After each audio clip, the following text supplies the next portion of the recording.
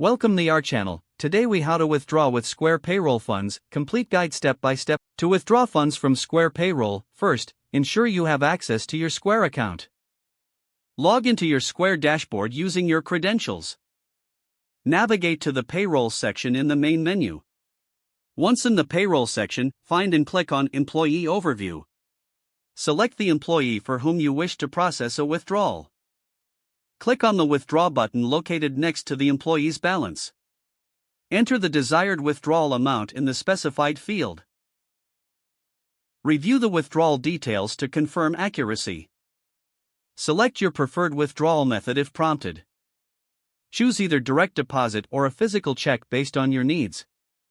Follow any additional prompts to finalize the withdrawal process.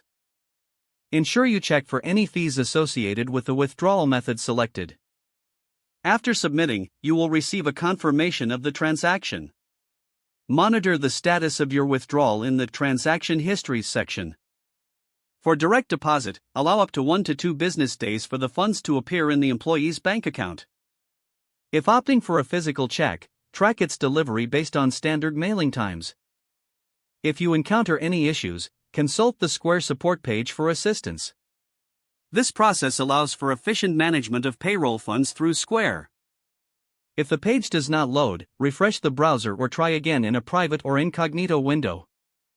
Make sure you are using the correct email address, then retype it carefully to avoid small typos.